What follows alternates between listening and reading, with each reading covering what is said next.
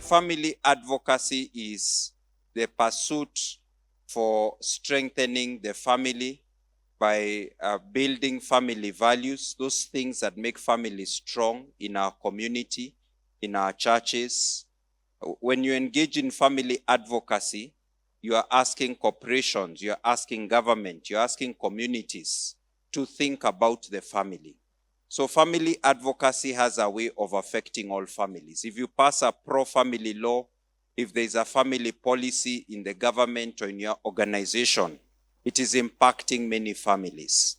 And then there is family enrichment, which is a pastoral approach to dealing with families, one family at a time, one by one individual member of the family after the other, strengthening each individual family, dealing with the challenges that each family may face, and also strengthening each family so that it can accomplish its mission. The Gospel of John is sometimes called the Gospel of Love, because in the Gospel of John, especially in the sermon that Jesus gives after the Last Supper, he says a lot about family. And one of the things he says a lot about love. And one of the things he says is, if you love me, keep my commandments. And we know that the family is the heart of love in society. We all learn to love firstly in the family before we can practice love in other parts of society. In the same Gospel of John, where he talks about love, after saying, if you love me, keep my commandments, he also says, a new commandment I give to you. Love one another as I have loved you. And so we know that the ideal of the family is a place where we exercise and experience self-sacrificing and generous love for one another. A love that matches the ideal that St. Paul gives in the first letter to the Corinthians. A love that is patient and kind, that does not take offense, does not retain unforgiveness, a love that is forgiving, that is not resentful. That is the love that symbolizes the Christian idea of family. But the same Gospel of John, in chapter 8, Jesus says to the woman caught committing adultery, neither do I condemn you. Go and do not sin again. And so the Christian ideal of family is to recognize that we are all broken in one way or the other. We all have our faults, our weaknesses, our imperfections. We are pilgrims. We are advancing or walking towards the path to holiness. And so the family has to be a place where there is forgiveness, where there is mutual help and support, where there is tolerance, where there is compassion. But at the same time, we remember that Jesus added, go and do not sin again. The family has to be a place where we uplift each other and where there is clarity about the Christian message, so that we can help others to strive because they know what is the ideal that Christ has given for us. And this ideal, Jesus mentions in Matthew chapter 19, verse 4-6. Have you not read that he who made them from the beginning made them male and female? For this reason, a man shall leave his father and mother and be joined to his wife, and the two shall become one. So they are no longer two, but one. What therefore God has joined together, let not man put asunder. So this is not just the individual men and women who put asunder what God has put together. It is our institutions, sometimes the ideas that we share about marriage and family. There are various things that contribute to put asunder what God has put together. Hence the importance of advocacy for the family. And for us to have advocacy for the family, we need to first reflect. What do we understand? What is our Christian understanding of family? So because I don't have much time, I'll be very quick. I like to talk of the 7 C's of marriage because the foundation of all families is a marital union of husband and wife. What are the 7 C's of marriage? The first is the most important. What's the essence of marriage? And in this society, many people think of marriage as a contract, as a transaction.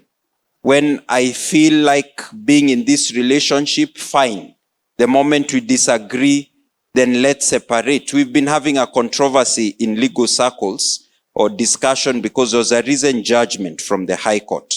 Some people went to court and they told the High Court, can you allow marriage, divorce by consent? It's called no-fault divorce. It's not allowed in our law. The party has to demonstrate a reason for the divorce, whether it's irretrievable breakdown of marriage or adultery, cruelty, desertion.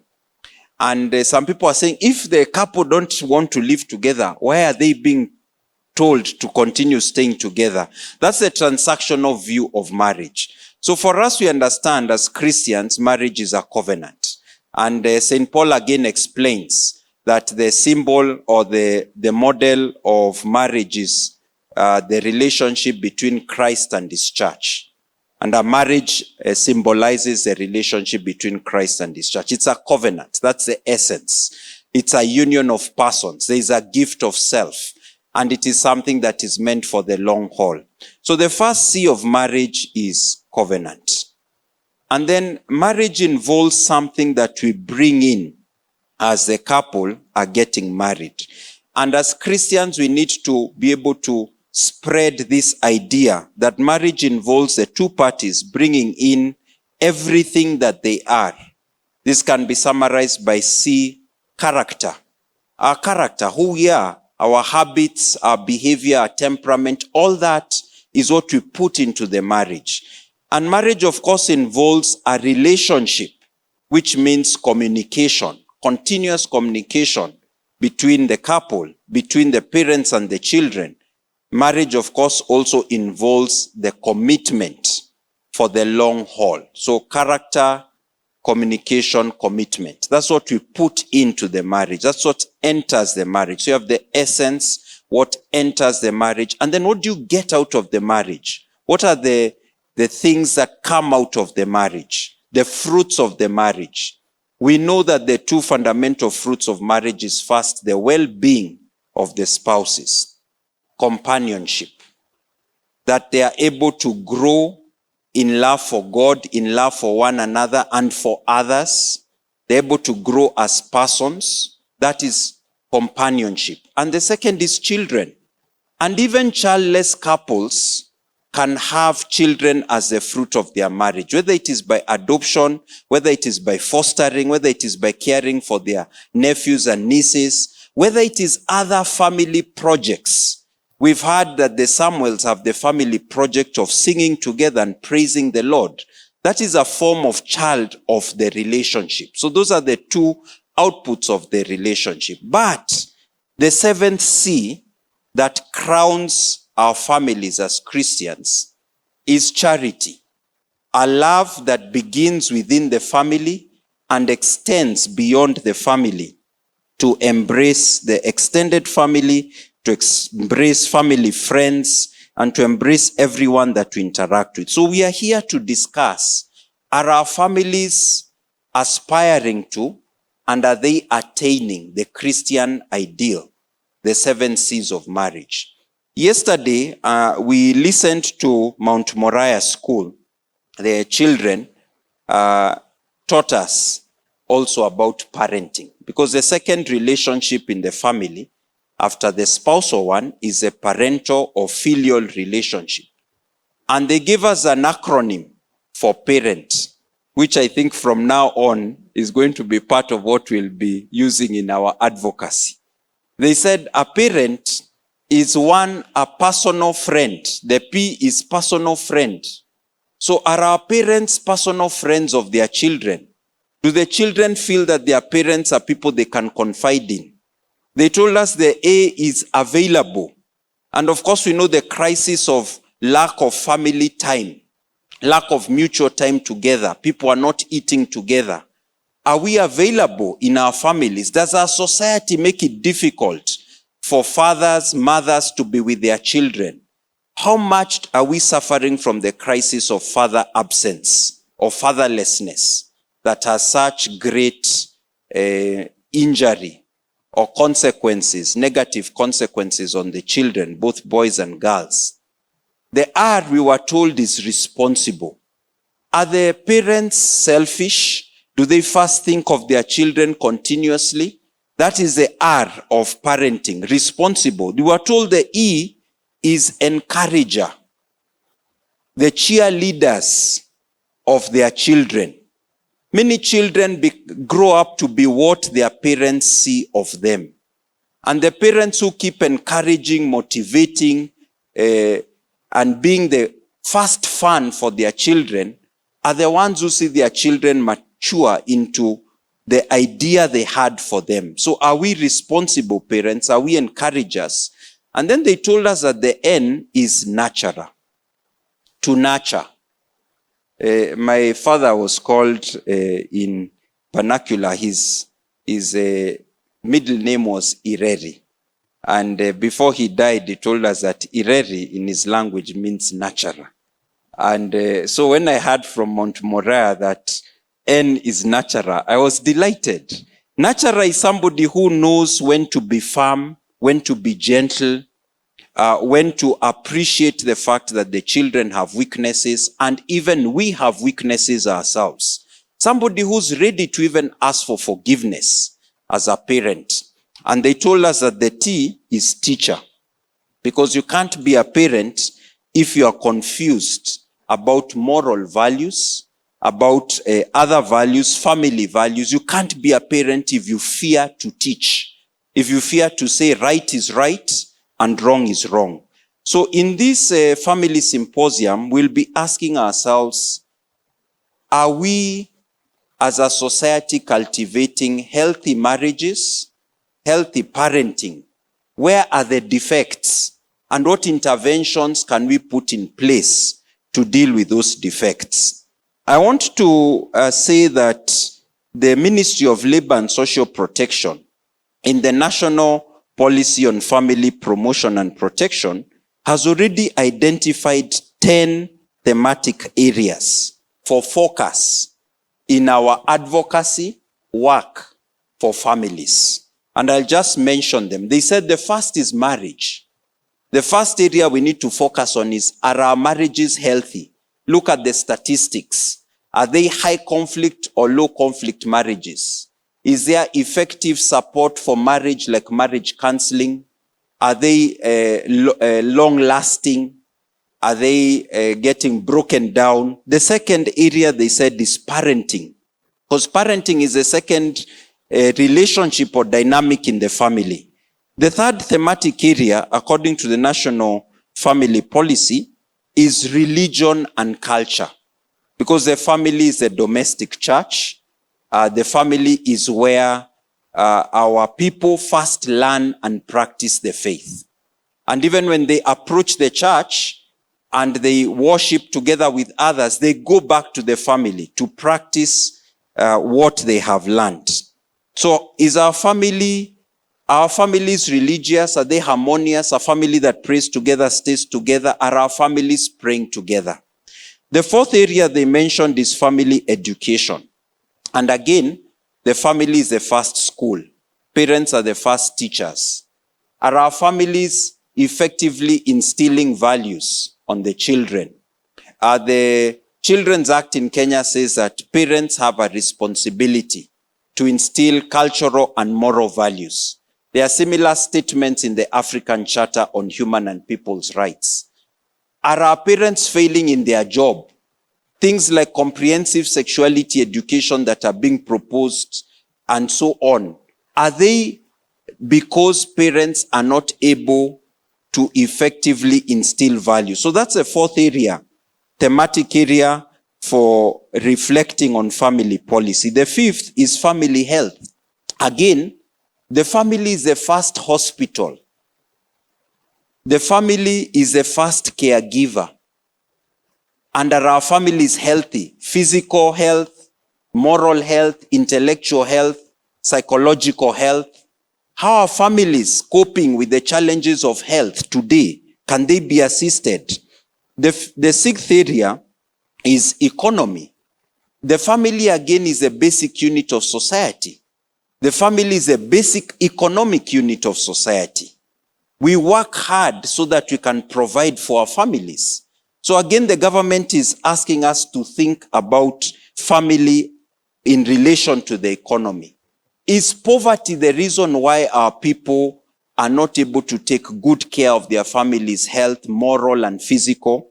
The seventh area is vulnerability and social protection. And again, the family is the first caregiver of the vulnerable, of the aged, the young, the sick. Are the families being supported here? The eighth area is media and technology. And is technology disrupting our families? We heard from Mount Moriah yesterday, the children, that their parents have become the television and the radio. They watch the television, that's their father. They listen to the radio, that's their mother speaking. That's what they told us. So we need to reflect on this issue. Number 9 is family safety and security. Is a family a place for security? Or, as some people have said, some modern families have become battlegrounds. Battlegrounds that leave people bruised, physically, morally, emotionally, and so on. And finally, number 10 is a family in relation to the environment. So the reason we are here and the reason Kenya Christian Professionals Forum is concerned about the family is because we realize that the family has a great ideal. There's a lot it can do, but it is also facing several threats. In the State of Life, Family and Faith report that was published by Kenya Christian Professionals Forum 2 years ago, we identified various prevailing threats to marriage and family. And I list some of the threats we identified. It was not exclusive, but these were some of the threats that I hope we'll discuss in the course of today's symposium. One was infidelity, unfaithfulness, marital infidelity. That is the single most significant factor behind breakdown of families. A second is divorce and separation, which is a consequence of small infidelities growing in size, accumulating until they become bigger and bigger infidelities. Number 3 is child marriage, because our constitution and our law says that marriage is for people above the age of 18. And so we feel that the early sexualization of children brings people who are exhausted in body and in mind into their marriages. And so it makes it very difficult for the marriages to withstand the strain of this situation. The fourth is teenage pregnancy, which is connected to child marriage. And of course, our statistics show that half of our youth begin to have sex by the time they are turning 18, which statistics are very high. And that means there's a lot of teenage and pre-marriage sexuality that again impacts on the ability of the people who get married to give fully of themselves in the marriage. The fifth is drug and substance abuse that is spreading in our schools and among the young. What can we do to deal with this issue? Number 6 is domestic violence. It is still a big problem in certain parts of this country. And domestic violence is largely male on female, but there is also a growing amount of female on male violence. And domestic violence is not just physical. The physical one, you could say the man normally has more strength, but we are finding increasing instances also of female on male physical violence. But there's emotional violence that can be afflicted by any person parent or child, husband or wife. So domestic violence is something we need to deal with. Homosexuality, which is a perversion of the true meaning of sexuality and the nature of sexuality, is also a threat to the family.